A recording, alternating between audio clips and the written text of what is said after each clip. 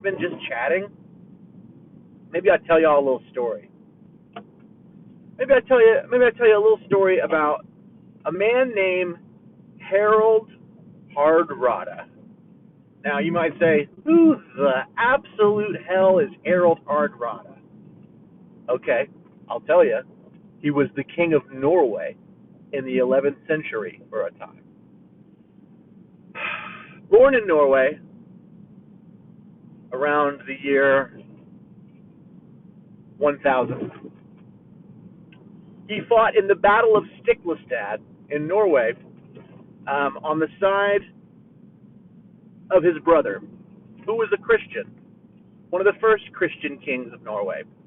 Now, all the pagans of Norway, they rallied to each other and they said, fuck this Christian king, we're going to kill him. And so they had a big battle, the Battle of Stiklestad, where Harald, the brother of the king, was shot with an arrow and wounded, and they were losing. So he escaped from the battle that they were losing. They lost by a lot. They were very outnumbered. Actually, Harald's brother, I forget his name. The name escapes me, but he became a martyr for Christendom. Anyway, so I gotta get over. Anyway, Harald escapes from Norway to Sweden. Eventually goes from Sweden to Russia. Fights with the Rus for some time, then takes a bunch of Russians down to Constantinople. After fighting with the armies of Constantinople for a while, he becomes the leader of the Varangian Guard.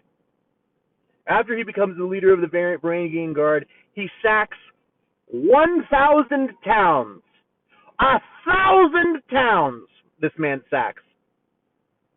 That means pillages. This man did some cool stuff, like he got all the birds from this one town that had walls and set them on fire. So when they went back to their home inside the thatched roofs of all the towns inside the city, they just burned that place down. Crazy stuff. In fact, in the show Vikings, you see Ragnar pretend he's dead and try to get buried as a Christian inside Paris. Well, this is something Harald Hardrotta actually did. He actually pretended to convert to Christendom and actually asked the town, hey, can we bury our guy inside your town? He's a Christian. And they were like, yeah, okay. This man popped out of the coffin and killed everybody, sacked the town. Crazy stuff, right? Like, that's what that was based off of in the show Vikings. So anyway, after a long time in Constantinople, some say he bangs the Empress and leaves. That's what I like to think happened. He goes back. He goes back up to Russia. He goes back to Norway. He talks to the king of Norway. I believe the guy's name was Magnus. There was a lot of Magnuses. And he says, well, my brother was the king, so I mean, I think I should probably be king now. And the guy Magnus, not a dummy, okay, not a dummy, recognizes that Harald is he's a pretty badass guy, pretty tall guy, pretty badass guy. Don't want to mess with Harald. So he was like, you know what, Harald, why don't we both be kings, and then when I die, you can be the king, the only king. And Harald was like, actually, that's pretty good. That's actually pretty good. We like that. That's not a bad deal. That's actually such a solid deal. We'll take that all the way to the bank. So Harald becomes the king of Norway, the co-king of Norway, and years and years go by. They have lots of wars with Denmark, like a lot of wars with Denmark. They be fighting with Denmark, like some really sick ship battles happen. Harald wins them all. This guy's not about losing, okay? Not a losing battle kind of guy. Anyway, the year is now 1066, and Harald is like, you know what, guys? We're gonna finally do it. We're gonna go to England and we're gonna conquer those Saxons. We're gonna conquer them all. We're going to be the shit. We're conquering England. We're going to go. So remember, it's 1066. He sails to England, right? I believe it was called Northumbria at the time. He's not quite up in Scotland, but he's like, let's call it middle northern England. I don't know. Wherever the hell Stamford Bridge is.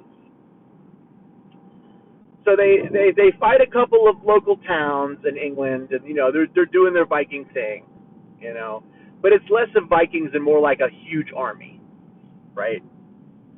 And the king of England at the time, his name was King Harald Godwinson, and he was like, "Oh shit, gang, we gotta go fight these guys. Norway is literally invading us." So they marched their happy butts up north, all the way from London or wherever it's called at the time, Lugdunum. I don't remember. They marched all the way up there, like a long way, and the Vikings, when the army basically comes upon them at Stamford Bridge, they're like playing football. They're like chilling, playing whatever sport it is. Not football, obviously. I'm just giving you a frame of reference. They're literally playing sports. They're not wearing their armor. They're not wearing their weapons. They're like chilling like villains, absolutely not caring what's happening. The army pulls up to the bridge, and the Vikings are like, oh shit, what do we do? What do we do?